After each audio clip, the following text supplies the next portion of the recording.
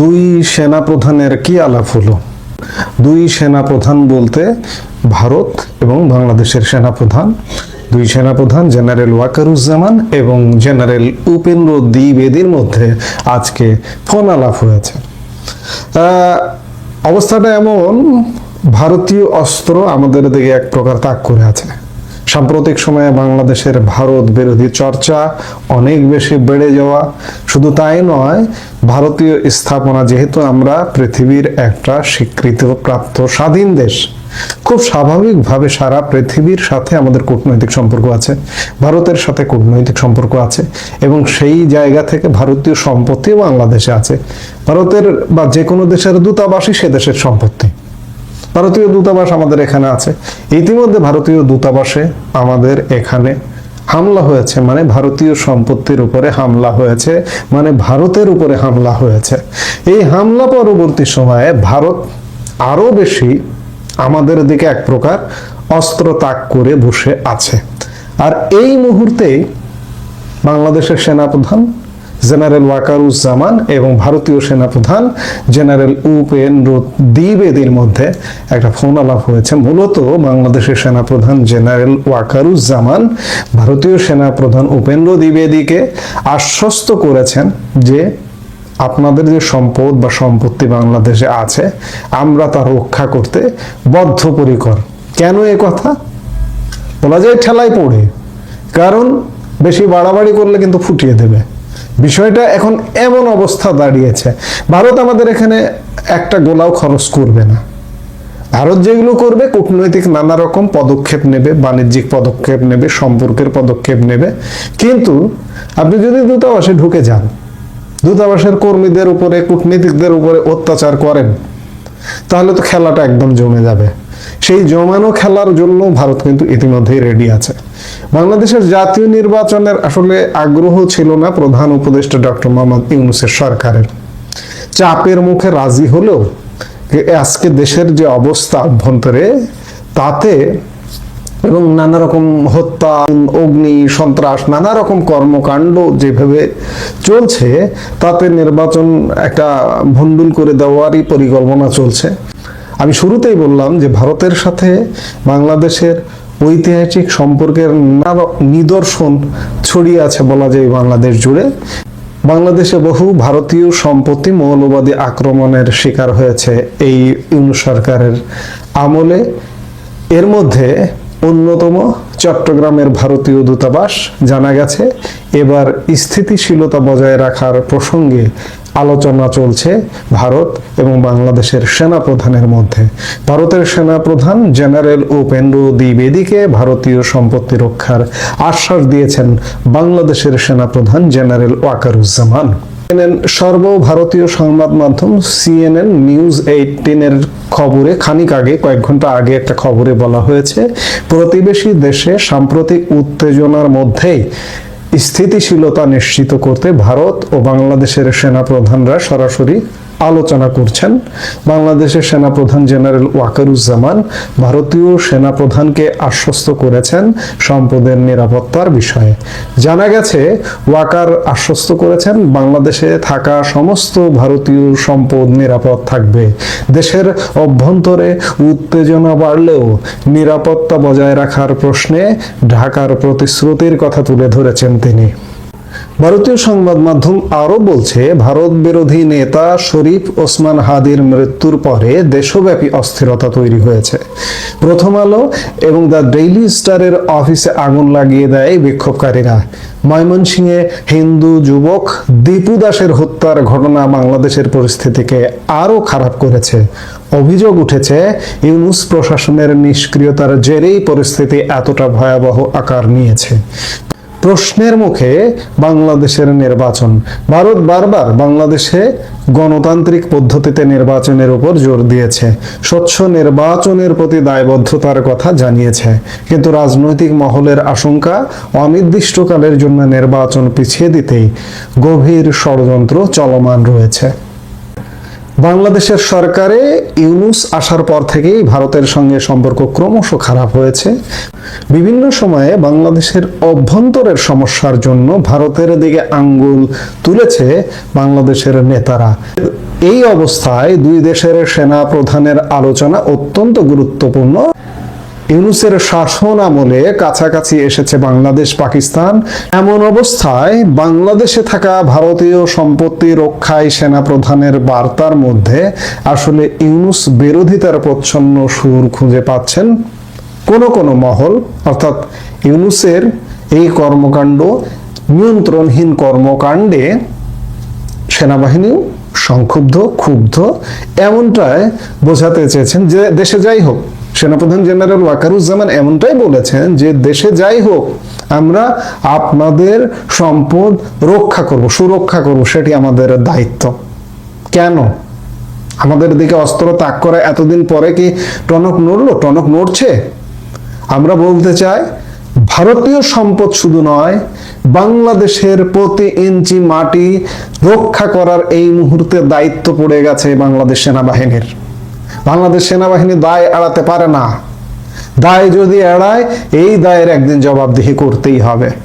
কাজে আমরা প্রত্যাশা করব যে ভারতীয় সম্পত্তি যেমন রক্ষা করবেন, ভারতীয় গোলা বা বোমার হাত থেকে, আক্রমণের হাত থেকে যেমন বাংলাদেশকে রক্ষা করা আপনার দায়িত্ব, আপনাদের দায়িত্ব, ঠিক তেমনি 5 আগস্ট পরবর্তী সময়ে দায়িত্ব নিয়েছেন, দায়িত্ব পালন করেননি। আজকে বাংলাদেশের প্রতিটি ইঞ্চি রক্ষা করার দায়িত্ব আপনাদের। সেটা কিভাবে করবেন?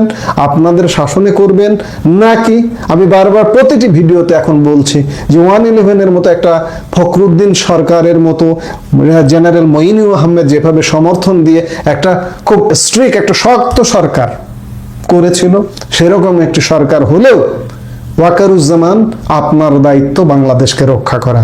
না হলে বাংলাদেশ নিজে আভ্যন্তরীণভাবে রক্ষা পাবে না, ভারতের আক্রমণের হাত থেকেও রক্ষা পাবে না। বাংলাদেশ কিন্তু সেদিকেই যাচ্ছে। কাজেই কি করবেন সেনাবাহিনী, সেনাপ্রধান, সিদ্ধান্ত আপনাদের। আসসালামু আলাইকুম রহমতুল্লাহি ওয়া বারাকাতুহু। সম্মানিত দর্শক, নির্বাচন কমিশন কর্তৃক ঘোষিত নির্বাচনের যে তফসিল, এটি চলতে থাকবে। হয়তো তফসিল একবার দুইবার পরিবর্তিত হতে পারে, কিন্তু ফেব্রুয়ারি মাসে নির্বাচন হবে এটার সম্ভাব্যতা শতভাগ ধরে রাজনৈতিক দলগুলো কিন্তু সর্বোচ্চ চেষ্টা তদবির চালিয়ে যাচ্ছে নির্বাচনে জয়লাভ করার জন্য। তো এই সময়ের মধ্যে একজন প্রার্থী ওসমান হাদি, তরুণ প্রার্থী, তার উপর গুলিবর্ষণের ঘটনা ঘটেছে এবং এটা নিয়ে অনেকে সন্দেহ তৈরি করে হয়েছে বা অনেকের আশঙ্কা তৈরি হয়েছে যে নির্বাচন বানচাল হয়ে যেতে পারে বা তফসিল পিছিয়ে যেতে পারে। অথবা ধরুন এই সময়ের মধ্যে যদি বেগম জিয়ার সম্পর্কে কোনো সুসংবাদ না আসে, অর্থাৎ তিনি যে এবার কেয়ার হাসপাতালে আছেন, তিনি যদি অসুস্থ থাকেন এবং বেগম জিয়ার জ্যেষ্ঠ সন্তান জনাব তারেক রহমান সাহেব, তিনি যে 25 তারিখে বাংলাদেশে আসছেন, আসার পর যদি 26 তারিখে যদি বেগম জিয়ার স্বাস্থ্য সংক্রান্ত কোনো বিষয়ে নেতিবাচক বা ইতিবাচক কোনো কথা আমরা শুনতে পারি, সেক্ষেত্রে নির্বাচনের তফসিল পরিবর্তিত হতে পারে। কিন্তু এখন পর্যন্ত বাংলাদেশের প্রায় সব মানুষই বলতে গেলে শতভাগ নিশ্চিত ফেব্রুয়ারি মাসে একটা নির্বাচন হতে যাচ্ছে। এখন নির্বাচন কতটা শান্তিপূর্ণ হবে, কতটা গ্রহণযোগ্য হবে, নির্বাচনের ফলাফল কার পক্ষে যাবে, বা শেষ পর্যন্ত নির্বাচনটি আদৌ হবে কিনা, এই প্রশ্নগুলো এখন সবাই বন্ধ রাখতে চাচ্ছে। এর কারণ হলো আমরা যে যার অবস্থানে একটা দুর্বিষহ সময় পার করছি। আমরা সবাই বুঝতে পেরেছি যে দেশ চালানো আসলে এনজিও যারা ব্যক্তিত্ব বা নায়ক নায়িকা, গায়ক গায়িকা কিংবা অরাজনৈতিক যারা ব্যক্তিত্ব রয়েছেন তাদের পক্ষে সম্ভব নয়। এটি হয়তো 3 মাসের জন্য সম্ভব। একটা কথা বলা হয়ে থাকে, যেমন সিরাজউদ্দৌলা, তো রঙ্গমঞ্চে সিরাজউদ্দৌলা সাজার জন্য আনোয়ার হোসেন ওকে, কোয়াইট ওকে, বা প্রবীণ মিত্র অভিনয় করেছেন বাংলা বিহার উড়িষ্যার নবাব, এটা ঠিক আছে ঘন্টা 3 জন্য। কিন্তু পলাশীর ময়দানে যদি যুদ্ধ করতে হয় বা মুর্শিদাবাদের সিংহাসনে যদি বসতে হয়, তাহলে একজন সত্যিকার অর্থে সিরাজউদ্দৌলাকে লাগবে। ওখানে অভিনয়ের কোনো নায়ক দিয়ে আনোয়ার হোসেনকে দিয়ে হবে না। মানে আনোয়ার হোসেন বা প্রবীর মিত্র তারা যদি প্র্যাকটিক্যাল লাইফে পলাশীর ময়দানে তাদেরকে বসিয়ে দেওয়া হয়তো, এক একজনের কাপড় চোপড় নষ্ট হয়ে যেত রীতিমতো। এটা হলো রিয়ালিটি। তো রাজনীতি আসলে যুদ্ধের মতো একটা ঘটনা। এখানে সিজেন্ট যারা উত্থান পতনের মধ্য দিয়ে রাজনীতিতে টিকে আছেন, সিজেন্ট বলা হয় যেটাকে, সংকুচিত হন না, প্রসারিত হয় না, যারা একটা শেপ নিয়েছেন। যেমন কাঠ সিজন করা হয় না, সিজনিং করা হয় যাতে করে কাঠটি বর্ষাকালে ফুলে না যায় আর শীতকালে কুঁচকে না যায়। তো এইরকম রাজনীতি করতে করতে যারা ভয়কে জয় করেছেন, জনগণের সঙ্গে বিভিন্ন বিরূপ পরিস্থিতিতে রাজনীতি করতে করতে গিয়ে তারা একটা দক্ষতা অভিজ্ঞতা অর্জন করেছেন, কোন একটি রাষ্ট্রের রাষ্ট্র ক্ষমতা দীর্ঘমেয়াদে পরিচালনা করার ক্ষমতা সেই রাজনীতিবিদদেরই আছে। কিন্তু খুব পাওয়ারফুল সেনাপতি, জীবনে যারা কখনো যুদ্ধে পরাজিত হয়নি। তো এই সকল মানুষ রাষ্ট্র ক্ষমতা নিয়েছেন অনেকে, কিন্তু 15 দিন বেশি টিকতে পারেননি। যেমন আলাউদ্দিন খিলজি, সম্রাট আলাউদ্দিন খিলজির যে সেনাপতি মালিক কাফুর, ইন্ডিয়ান হিস্ট্রিতে তাকে বলা হয় সবচেয়ে অজেয় সেনাপতি। তিনি কখনোই পরাজিত হননি আর তাকে কেউ পরাজিত করতে পারেনি। কিন্তু এই মানুষটি যখন আলাউদ্দিন খিলজির সিংহাসনে বসলেন, তিনি কিন্তু টিকতে পারেননি। খুব অল্প সময়ের জন্য তিনি চেষ্টা করেছিলেন, কিন্তু তাকে মরতে হয়েছে। তো এভাবে ইতিহাস এখন হয়তো দেখা গেল যে আধুনিক রাষ্ট্র ব্যবস্থা এই কারণে ঠিক 15 দিন 1 মাসে ভাগ্য নির্ধারিত হয় না, কিন্তু 1-1.5 বছরের বেশি আসলে অরাজনৈতিক শক্তি এখন পৃথিবীর কোথাও টিকতে পারে না। এর মধ্যেই কাউন্টার কু হয়ে যায়, কাউন্টার বিপ্লব হয়ে যায় এবং অরাজনৈতিক শক্তি চলে যায়। আমাদের দেশে অরাজনৈতিক শক্তির যে সফলতা, সেটি 3টি তত্ত্বাবধায়ক সরকারের সময় আমরা দেখেছি। সেক্ষেত্রে তারা 3 মাসের মধ্যে তাদের চমক তারা দেখাতে পেরেছিলেন। আর 111-এর সময় রাজনীতিবিদদের বাইরে যদি বলা হয়, আমাদের দেশের সকল পেশার সর্বোচ্চ যারা সফল হয়েছেন, সেই সফল মানুষগুলো টানা 2 বছর চেষ্টা করে দেশটিকে রসাতলে নিয়ে গেছেন এবং তারা লেজ গুটিয়ে রাজনীতিবিদদের হাতে, তথাকথিত তাদের দৃষ্টিতে যারা দুর্নীতিবাজ, সে সকল রাজনীতিবিদদের হাতে ক্ষমতা দিয়ে তারা লেজ গুটিয়ে চলে যেতে বাধ্য হয়েছিলেন। এর কারণটা হলো ওই যে বললাম যে রাজনীতি আসলে রাজনীতিবিদদেরকে মানায়। তো এখন এই যারা সরকার চালাচ্ছেন, তারা নানাভাবে রাজনীতিকে অপদস্থ করার চেষ্টা করেছেন এবং সেটা খুব সূক্ষ্ম কৌশলে। প্রথমত তারা রাজনীতির যে এনিমি অংশটি, একটা অংশকে এনিমি বানানোর চেষ্টা করেছেন, অর্থাৎ বিভেদ বিসংবাদ, divide and policy, divide and rule, এই পলিসিতে তারা এই গত 14 মাসে যে কাজগুলো করেছেন সেটা হলো বাংলাদেশের যারা আওয়ামী লীগের পক্ষে আছেন, আওয়ামী লীগের সহযোগী ছিলেন এবং যারা আওয়ামী লীগ করেন তাদেরকে একটি পক্ষে ফেলে তাদেরকে গণশত্রু হিসাবে চিহ্নিত করার চেষ্টা করা হয়েছে। দ্বিতীয়ত, বাকি যারা আছেন তাদের সবাইকে বন্ধু বানানোর চেষ্টা করা হয়েছে। কিছুদিন পরে যখন দেখা গেল যে আওয়ামী লীগ আসলে নির্বাসনে চলে গেছে, তারা মনে করেছে ক্ষমতাধর যারা লোকজন, অনেকে জেলে গেছেন, অনেকে দেশ ছেড়ে পালিয়েছেন, অনেকে মাথা গুজিয়ে আছেন, অনেকে মাথা নিচু করে আছেন, অনেকে ইঁদুরের গর্তে ঢুকেছেন, কাজে আওয়ামী লীগ নিয়ে এখন তাদের কোনো শঙ্কা নেই। তখন তারা যে কাজটি করলো, যে বাকি আওয়ামী লীগের বিরুদ্ধে যে সকল রাজনৈতিক শক্তি রয়েছে তাদের মধ্যে ডিভাইড অ্যান্ড পলিসি, তাদের একে অপরের সঙ্গে সেই দেখা গেল যে ঝামেলা বাঁধিয়ে দেওয়া, বিভেদ বিসংবাদ তৈরি হওয়া বা তৈরি করা, এই জিনিসগুলো এখন বলতে গেলে ওপেন সিক্রেট হয়ে গেছে। তো এত কিছু করার পরেও দেখা যাচ্ছে যে সরকার স্বস্তি পাচ্ছে না। সরকার স্বস্তি পাচ্ছে না, এর কারণ হলো যে প্রায় সকল রাজনৈতিক দল আওয়ামী লীগের ভোটারদের জন্য রীতিমতো নির্বাচনের মাঠে মরিয়া হয়ে পড়েছে। বিএনপি, এনসিপি, জামাত, যারাই নির্বাচনের মাঠে যে যেখানে ভালো অবস্থানে আছে, তারা তাদের প্রতিপক্ষকে দমন করার জন্য আওয়ামী লীগ তোষণ নীতি শুরু করেছে। তারা বাড়ি বাড়ি গিয়ে আওয়ামী লীগ নেতাদের বিরুদ্ধে যে সকল মামলা হয়েছে সেগুলো তুলে নেওয়ার আশ্বাস দিচ্ছেন, আওয়ামী ভোটারদেরকে ভোট কেন্দ্রে যাওয়ার জন্য অনুনয় বিনয় করছেন, ভবিষ্যতে তাদেরকে পদ পদবি দেওয়া হবে, নিরাপত্তা দেওয়া হবে, এই ধরনের নানা রকম আশ্বাস দেওয়া হচ্ছে। তার ফলে কি হলো যে ঘুরে ফিরে সকল দলের মুখেই বারবার আওয়ামী লীগের নামটি চলে আসছে। এগুলো একটা। দ্বিতীয় যে ভয়, শেখ হাসিনা যে কোনো সময় ফিরে আসতে পারেন, টুস করে ঢুকতে পারেন, নির্বাচন বানচাল করতে পারেন। শেখ হাসিনার হাতে অনেক টাকা, অনেক ক্ষমতা, তিনি বাংলাদেশে যে কোনো অনার সৃষ্টি তৈরি করে যে কোনো পরিস্থিতিতে সরকারকে বেকায়দায় ফেলে দিতে পারেন, এই আতঙ্কের মধ্যেও বারবার শুধু আওয়ামী লীগ আর শেখ হাসিনার নামটি আওয়ামী বিরোধী যে শক্তি সমূহ রয়েছে তারা বারবার উচ্চারণ করছেন। তো যখন আপনি দেখবেন যে আপনার নাম যে কোনোভাবে উচ্চারিত হচ্ছে, it means you are alive. এখন আমরা এই যে আওয়ামী লীগকে নিয়ে ভিডিও করছি, আওয়ামী লীগকে নিয়ে কথা বলছি, গালি দিলেও মানুষ দেখছে, আওয়ামী লীগের পক্ষে বলেও মানুষ দেখছে, ইট মিনস আওয়ামী লীগের এখনো একটা ভ্যালিডিটি রয়েছে, এটা বুঝতে হবে। এরপর আরেকটি ঘটনা হলো যে রিফাইন্ড আওয়ামী লীগ, মানে একটা পরিশুদ্ধ আওয়ামী লীগ, রিকনসিলিয়েটেড আওয়ামী লীগ, অথবা সেই যে 1/11-এর সময় সংস্কারের কথা বলা হচ্ছিল ওইরকম একেবারে সংস্কারযুক্ত একটি আওয়ামী লীগ গঠন করা হবে সরকারের মদদে, সেনাবাহিনীর মদদে, পশ্চিমাদের মদদে, এবং তারা এই সময় ইলেকশন করবে। এই আতঙ্ক রাজনৈতিক দলগুলোকে কিন্তু পেয়ে বসেছে। এখন অনেক আওয়ামী লীগের জনপ্রিয় প্রার্থী রয়েছেন, তো তারা যদি এইভাবে একটা রিফাইন্ড আওয়ামী লীগ নিয়ে আসেন তাহলে পুরো নির্বাচনের মাঠের যে ফলাফল, এই ফলাফলটা ওলটপালট হয়ে যাবে। ফলে কি হলো, রাজনৈতিক দল এবং সরকার আওয়ামী লীগের ব্যাপারে এখনো কোনো মানে স্টেডি বলতে যেটা বোঝায়, একেবারে স্থির এবং দীর্ঘস্থায়ী একটা কোনো সিদ্ধান্ত নিতে পারছে না। সকালে এক ধরনের সিদ্ধান্ত নিতে যাচ্ছে, আবার বিকেল অন্য সিদ্ধান্ত নিতে বাধ্য হচ্ছে।